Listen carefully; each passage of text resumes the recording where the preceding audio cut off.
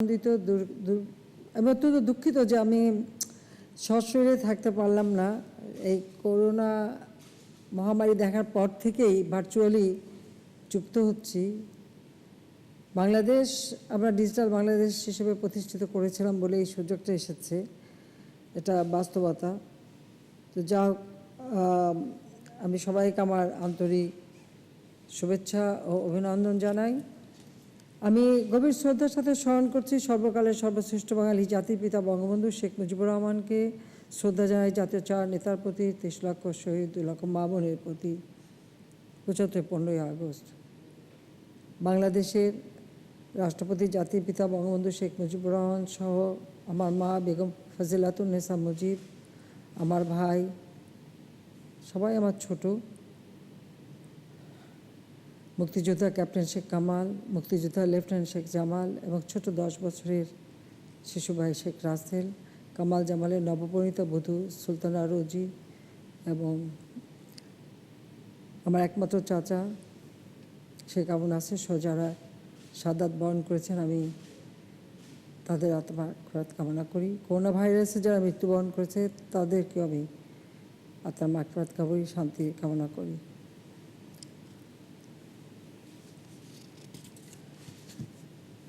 প্রিয় প্রশিক্ষণার্থীবৃন্দ, বাংলাদেশ আমাদের স্বাধীন দেশ, আমাদের মাতৃভূমি। এই অঞ্চলের মানুষ অত্যন্ত নির্যাতিত, নিপীড়িত ছিল, শোষিত, বঞ্চিত ছিল।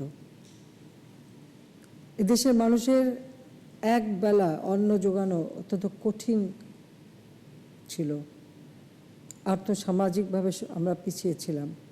এই শোষিত বঞ্চিত মানুষকে শোষণ বঞ্চনার হাত থেকে মুক্ত করবার জন্যই জাতির পিতা বঙ্গবন্ধু শেখ মুজিবুর রহমান আজীবন সংগ্রাম করেছেন। পাকিস্তানি শাসকরা যখন আমাদের মাতৃভাষায় কথা বলার অধিকার কেড়ে নিয়ে একটা বিজাতীয় ভাষা আমাদের উপর চাপিয়ে দেওয়ার চেষ্টা করেছিলেন, ঢাকা বিশ্ববিদ্যালয়ের আইন বিভাগের ছাত্র শেখ মুজিব তিনি প্রথম প্রতিবাদ করে এবং অন্যান্য সংগঠনকে সাথে নিয়ে রাষ্ট্রভাষা সংগ্রাম পরিষদ গঠন করে যে সংগ্রাম শুরু করেছিলেন, সেই সংগ্রামের পথ বেয়েই আমাদের স্বাধীনতা অর্জন এবং জাতির পিতা বঙ্গবন্ধু শেখ মুজিবের নির্দেশে এদেশের মানুষ তার আহ্বানে সাড়া দিয়ে যার যা কিছু ছিল তাই হাতে তুলে নিয়ে যুদ্ধ করে বিজয় অর্জন করেছে। আমরা বিজয়ী জাতি। আজকে আপনারা বাংলাদেশের মাঠ প্রশাসনে কাজ করার সুযোগ পেয়েছেন, জনগণের পাশে দাঁড়াচ্ছেন এবং তাদের ভালো মন্দ জানার সুযোগ পাচ্ছেন এবং তার জন্য কাজ করার সুযোগ পাচ্ছেন। আজকে আপনাদের মধ্য থেকেই সবাই উচ্চ পদে যাবেন এবং দেশের জন্য আরও উন্নত কাজ করবেন। এর মাঠ পর্যায়ে কাজের মধ্য দিয়ে আপনারা যে জ্ঞান লাভ করবেন সেটাই আগামী দিনে আরও যখন উচ্চ পর্যায়ে যাবেন আরও বাস্তবভাবে কাজ করতে সুযোগ পাবেন। বিশেষ করে বাংলাদেশকে আমরা 2041 সালের মধ্যে উন্নত দেশ হিসেবে প্রতিষ্ঠা করবার যে পরিকল্পনা নিয়েছি, সেই পরিকল্পনা বাস্তবায়নের মূল কারিগর আপনারাই হবেন। কাজে এখন থেকে আপনাদেরকে সেভাবেই কাজ করতে হবে। আর একটি কথা মনে রাখতে হবে যে বাংলাদেশের জনগণ তার জন্য কখনো সেবা থেকে বঞ্চিত না হয়, কারণ তাদের ভাগ্য পরিবর্তনের জন্যই তো আমাদের এই স্বাধীনতা। যখনই যে যেখানে দায়িত্ব পালন করবেন অবশ্যই মানুষের কথা চিন্তা করবেন। যে যে এলাকায় কাজ করবেন সেই এলাকা সম্পর্কে জানতে হবে, সেখানকার মানুষের আচার আচরণ সম্পর্কে জানতে হবে, জীবন জীবিকা সম্পর্কে জানতে হবে এবং কীভাবে তাদের উন্নতি করা যায় সে বিষয়ে আপনাদেরই সবথেকে ভালো সুযোগ রয়েছে। তাছাড়া আমি আরেকটা অনুরোধ করবো, আমাদের বিভিন্ন মন্ত্রণালয়ের বিভিন্ন প্রজেক্ট বিভিন্ন এলাকায় কার্যকর হয়। অনেক সময় সেই সব এলাকায় কাজের সময় জমি নির্দিষ্ট করা বা এই ধরনের নানা কাজে বা সমস্যাও দেখা দেয়। সেখানে আমি মনে করি একটা সমন্বয় একান্তভাবে প্রয়োজন এবং কাজগুলি যাতে সুপরিকল্পিতভাবে হয় সেই দিকটাই বিশেষ দৃষ্টি দেওয়া উচিত। এটা শুধু আপনাদেরই বলবেন, আপনার নবীন কর্মকর্তা, কিন্তু আমাদের যারা উচ্চ পর্যায়েও আছে, যারা বিভিন্ন প্রকল্প প্রণয়ন এবং আমরা যেগুলি করে দিই সেগুলিও বাস্তবায়নের ক্ষেত্রেও এই বিষয়টা দেখতে হবে। একটা জিনিস মনে রাখতে হবে যে পাকিস্তান আমলে আমরা সবসময় কিন্তু বঞ্চিত ছিলাম। এমনকি কোনো উচ্চ পদে কোনো বাঙালিকে কোনো সুযোগই দেওয়া হতো না। অথচ শিক্ষায় দীক্ষায় জ্ঞানে সব দিক থেকে আমাদের এই অঞ্চলের মানুষ অর্থাৎ বাঙালিরাই ছিল সব থেকে পারদর্শী, কিন্তু তাদের সবসময় বঞ্চিত রাখা হতো।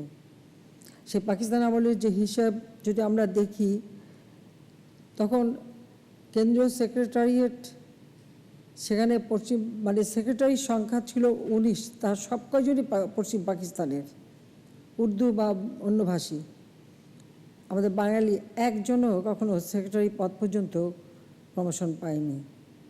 জয়েন্ট সেক্রেটারি ছিল মাত্র 38 জন, তার মধ্যে মাত্র 3 জন সুযোগ পেয়েছিল। ঠিক সেভাবে ডেপুটি সেক্রেটারি 123 জনের মধ্যে মাত্র 10 জন, সেকশন অফিসার 510 জনের মধ্যে 38 জন।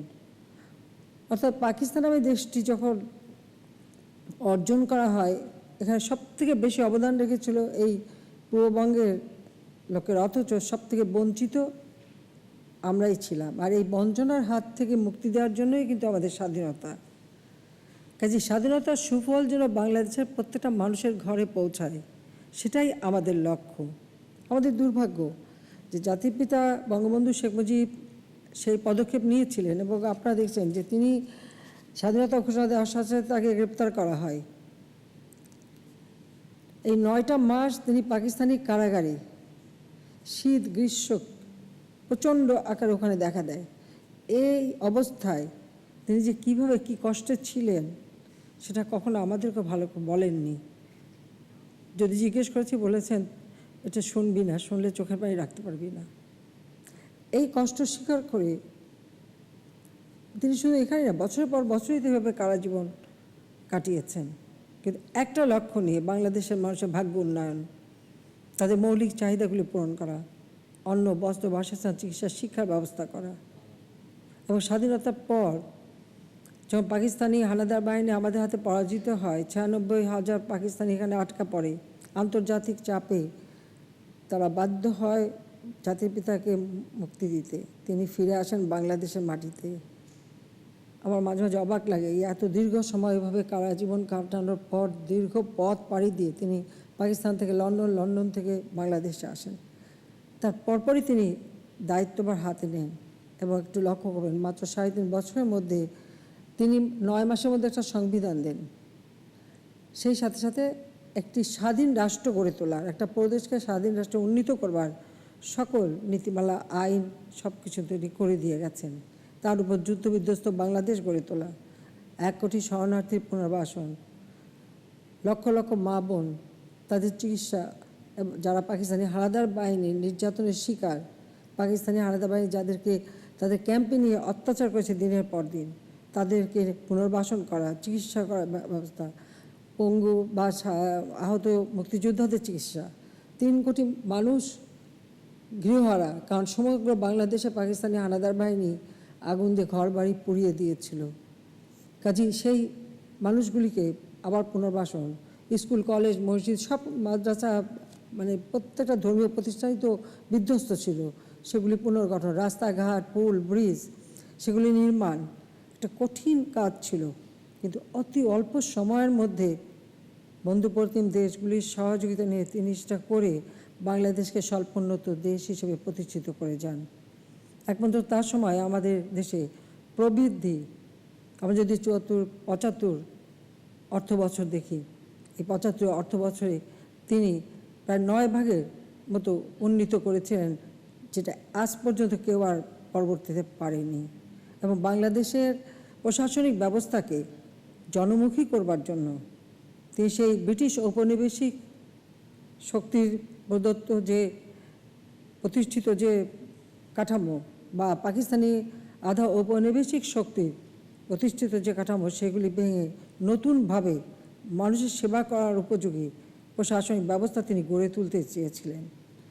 19টা জেলা থেকে সেখানে 60টি জেলা তিনি প্রতিষ্ঠা করেন, প্রতিটি মহকুমাকে জেলায় রূপান্তর করেন এবং সেই প্রশাসন ব্যবস্থাকে গণমুখী করার পদক্ষেপ নেন এবং দ্বিতীয় বিপ্লবের কর্মসূচির দায়িত্ব দেন।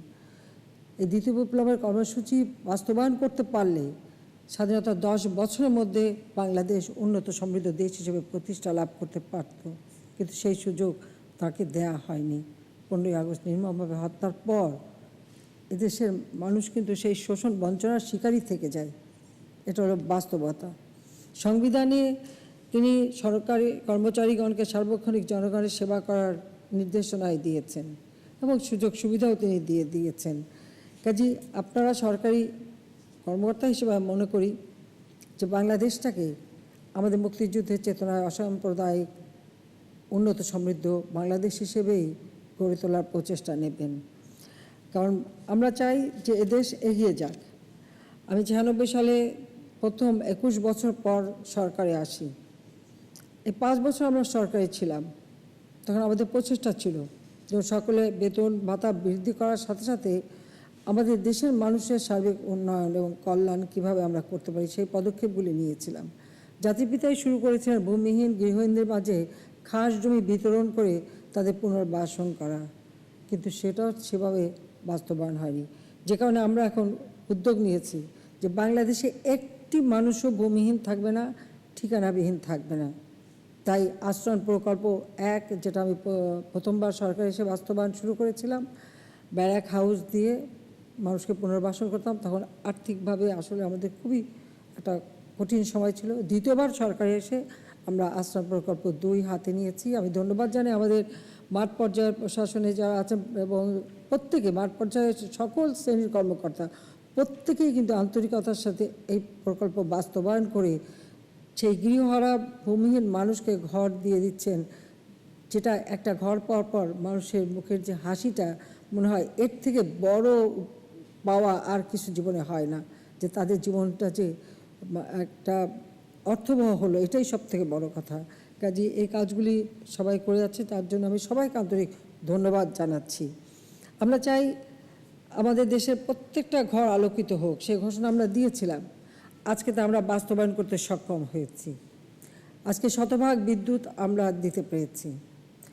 অর্থাৎ বিদ্যুৎ অবকাঠামো উন্নয়ন এর মধ্য দিয়ে কিন্তু দেশের উন্নতিটা সম্ভব হয়।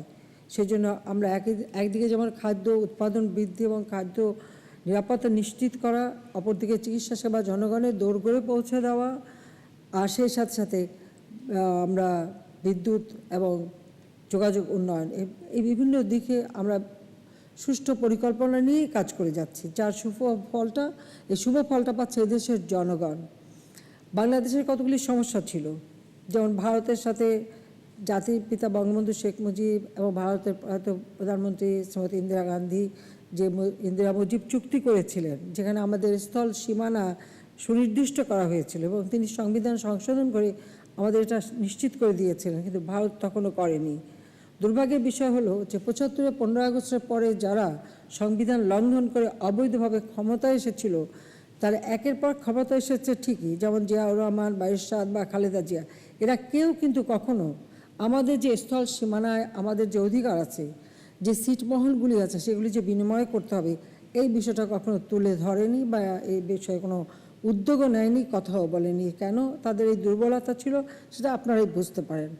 জনগণের ভোটে নির্বাচিত সরকারের একটা আলাদা শক্তি থাকে, মনোবল থাকে, আর অবৈধভাবে ক্ষমতা দখলকারীদের সেই শক্তি থাকে না। যা আমি সরকারে আসার পর থেকে প্রথমবার এসে এ ব্যাপারে ব্যবস্থা নিয়েছি এবং আমাদের সীমানাগুলি চিহ্নিত করা, সেটাও আমরা তখন প্রকৃতপক্ষে আমরা ম্যাপের ভিতরে করেছিলাম।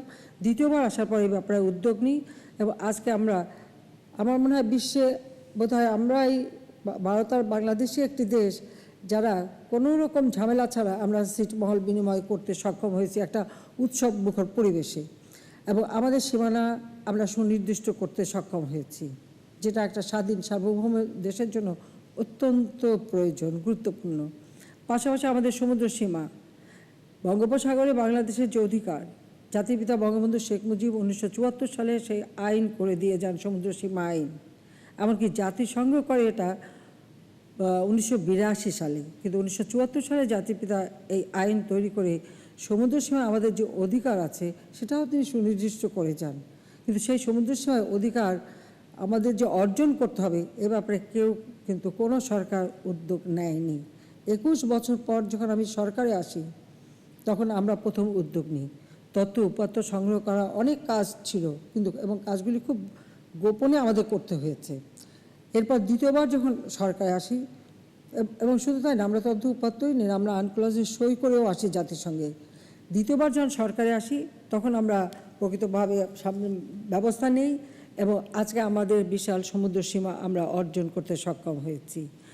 এভাবে প্রত্যেকটা জায়গায় আমরা কিন্তু সরকার আসার পর আমাদের যে সমস্তগুলি কাজগুলি দরকার ছিল করেছি। এই ক্ষেত্রে আমি বলবো আমরা মাঠ পর্যায়ে সকল কর্মকর্তা সকলের কাছ থেকে, সামরিক অসামরিক প্রত্যেকের কাজ, আইন শৃঙ্খলা রক্ষাকারী সকল আন্তরিকভাবে কাজ করেছেন, সেজন্য সবাইকে আমার ধন্যবাদ। আজকে আমরা লক্ষ্য স্থির করেছি যে বাংলাদেশে আমরা যেহেতু আজ আমরা আমাদের মাথাপিছু আয় বৃদ্ধি পেয়েছে, আমাদের অর্থনীতি মজবুত হয়েছে এবং জাতিসংঘের যে চাহিদা সেটা মোতাবেক এখন আমরা উন্নয়নশীল দেশের মর্যাদা পেয়েছি। কাজে এই উন্নয়নশীলের মর্যাদা পেলেই হবে না, এই উন্নয়নশীল দেশ হিসেবে নিজেদেরকে আরও এগিয়ে নিয়ে যেতে হবে, আমাদের আরও শক্তিশালী করতে হবে দেশকে। কারণ এই বাংলাদেশের একটি মানুষ ক্ষুধার্ত থাকবে না, একটি মানুষ গৃহহীন থাকবে না এবং প্রতিটি মানুষ যেমন স্বাস্থ্যসেবা পাবে, শিক্ষার সুযোগ পাবে, উন্নত জীবন পাবে। এটাই তো জাতির পিতার একমাত্র লক্ষ্য ছিল। তিনি আমাদের মহান নেতা জাতির পিতা বঙ্গবন্ধু শেখ মুজিবুর রহমান বলেছিলেন, আমি কোট করছি,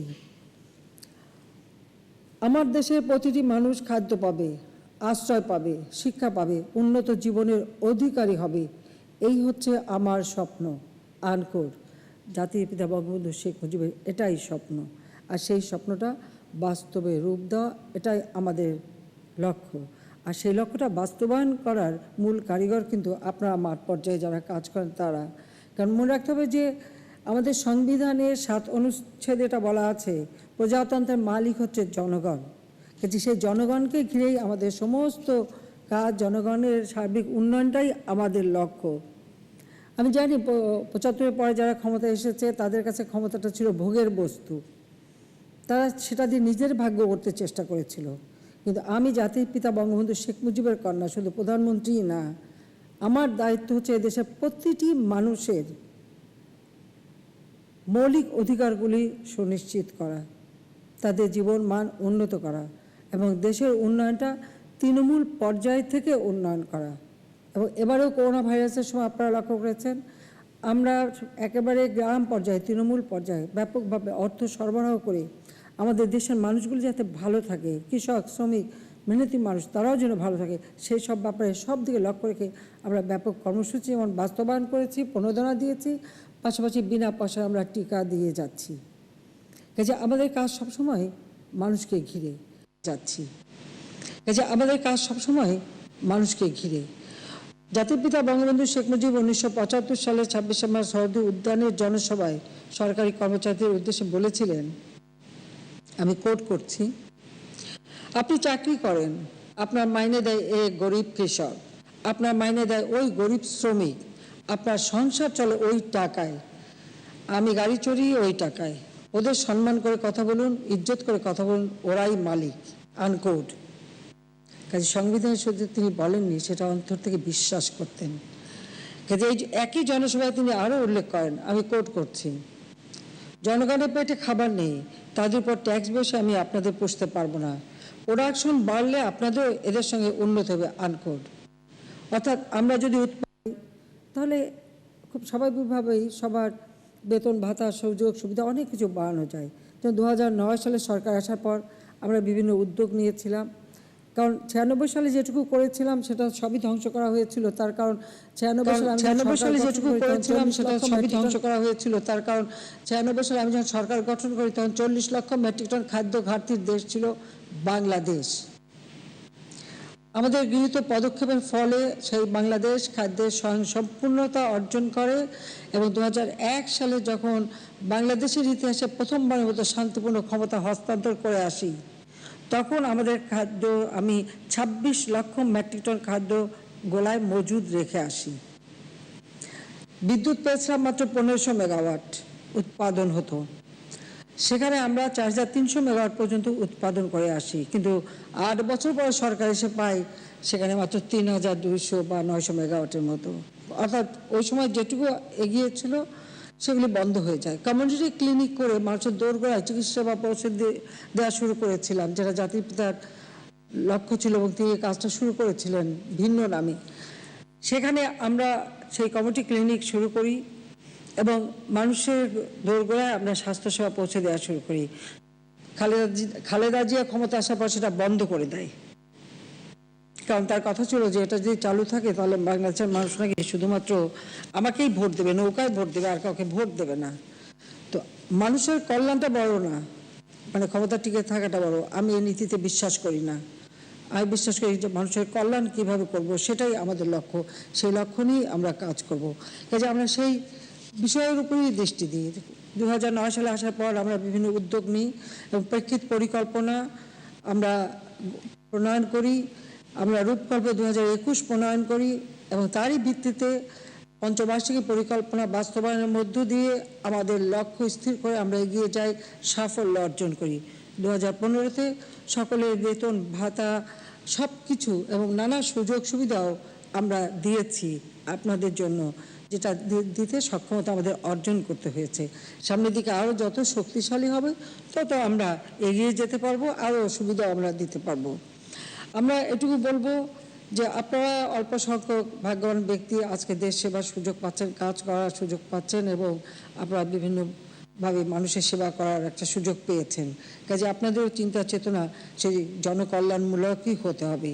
আমরা জাতীয় ও জেলা পর্যায়ে জনপ্রশাসন পদক প্রবর্তন করেছি, বঙ্গবন্ধু জনপ্রশাসন পদক প্রদানেরও ব্যবস্থা নিয়েছি এবং দেশে বিদেশে প্রশিক্ষণ, সেই যুদ্ধবিধ্বস্ত দেশেই জাতির পিতা শুরু করেছিলেন দেশে বিদেশে প্রশিক্ষণ দেওয়া, সেটাও বন্ধ করে দিয়েছিল মিলিটারি ডিক্টেটরে এসে। আমরা আবার সেই প্রশিক্ষণের ব্যবস্থা নিয়েছি। এখন আন্তর্জাতিক খ্যাতিসম্পন্ন বিভিন্ন বিশ্ববিদ্যালয় থেকে, বিভিন্ন প্রতিষ্ঠান থেকে, ইনস্টিটিউট থেকে আমাদের সকলে প্রশিক্ষণ নিতে সুযোগ পাচ্ছে, সে ব্যবস্থাটাও আমরা করে দিয়েছি। আমাদের লক্ষ্যই থাকবে যে এদেশের মানুষ উন্নত জীবন পাবে, সুন্দর জীবন পাবে। কাজেই আমরা ইতিমধ্যে আমাদের দেশে ভূমিহীন গৃহিণীর সংখ্যা কমে এসেছে, সেটা ইনশাল্লাহ আরও কমে যাবে এবং আমরা যে মুজিব বর্ষ এবং স্বাধীনতা সুবর্ণ জয়ন্তী উদযাপন করছি, আমাদের লক্ষ্যই থাকবে সুবর্ণ জয়ন্তী আমরা উদযাপন করার সুযোগ পেয়েছি এবং সেখানে মানুষের ঘরে শতভাগ বিদ্যুৎ দিয়েছি, উন্নয়নশীল দেশ হিসেবে প্রতিষ্ঠা করেছি। মুজিব বর্ষ অর্থাৎ জাতির পিতার জন্মশতবার্ষিকী এবং সুবর্ণ জয়ন্তীতে এইটুকু আমরা অর্জন করতে পেরেছি এবং সামনের দিকে এখন আমাদের এগিয়ে যেতে হবে, সে পরিকল্পনাও করে দিয়েছি। 41 সাল পর্যন্ত অর্থাৎ 2021 থেকে 41 এই প্রেক্ষিত পরিকল্পনা প্রণয়ন করেছি। হ্যাঁ, সময়ের বিবর্তনে সেটা সংশোধন হতে পারে বা সময় উপযোগী করতে হবে, কিন্তু এরই ভিত্তিতে এটা একটা কাঠামো তৈরি করে দিয়ে গেলাম। এরই ভিত্তিতে দীর্ঘমেয়াদী, স্বল্পমেয়াদী, মধ্যমেয়াদী পরিকল্পনা নিয়ে দেশকে এগিয়ে নিয়ে যেতে হবে, যেন আমরা 41 সালের মধ্যেই উন্নত সমৃদ্ধ বাংলাদেশ হিসেবে গড়ে তুলতে পারি। আর তাছাড়া জাতিসংঘের SDG 2030 সেটাও বাস্তবায়নের লক্ষ্যে আমরা কাজ করে যাচ্ছি। এখানেও আমরা সাফল্য লাভ করবো, এই সাফল্য লাভ করবো এটা আমি নিশ্চিত। আমরা প্রতিটি গ্রামের মানুষকে নাগরিক সুবিধা দিতে চাই। বিদ্যুৎ পৌঁছে দিয়েছি, রাস্তাঘাট তৈরি করে দিচ্ছি, কর্মসংস্থানের জন্য 100টা অর্থনৈতিক অঞ্চল গড়ে তুলছি সারা বাংলাদেশে।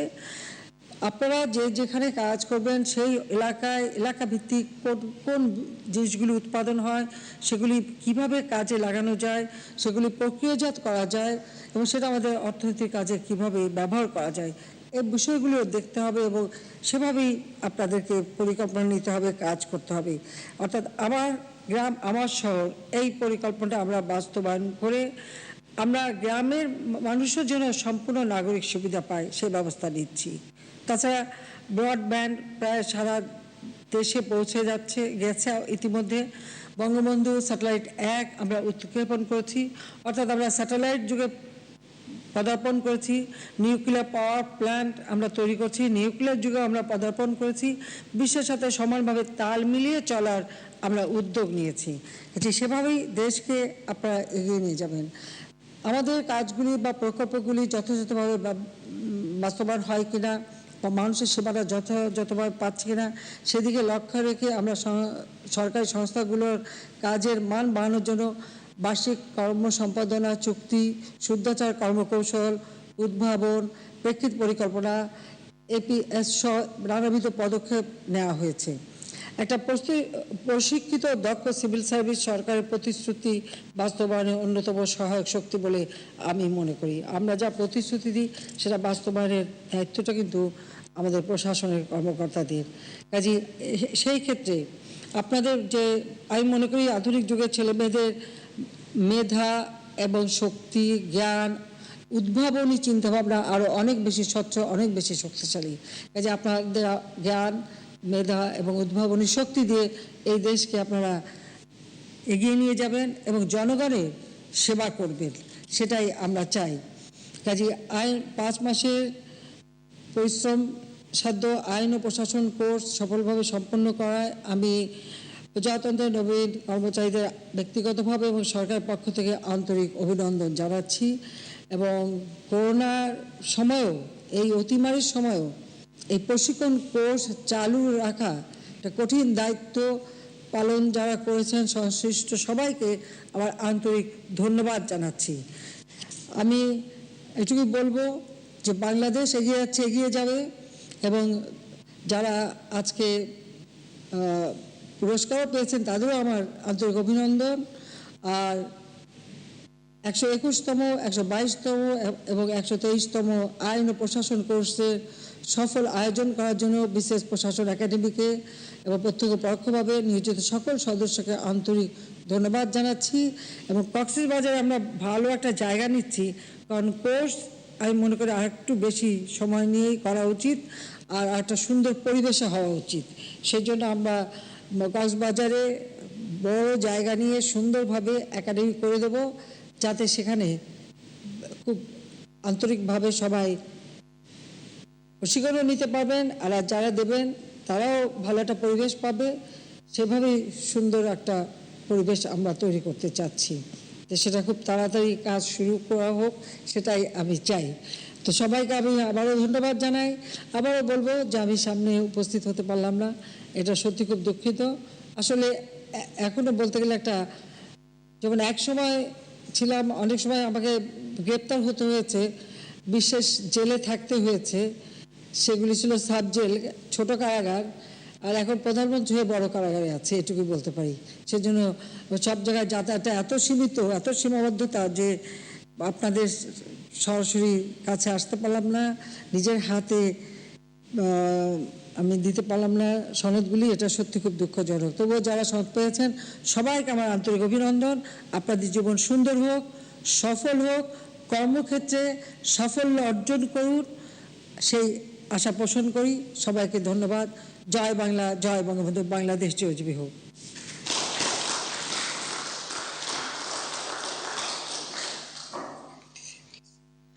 ধন্যবাদ মাননীয় প্রধানমন্ত্রী আপনার দিক নির্দেশনামূলক মূল্যবান ভাষণের জন্য।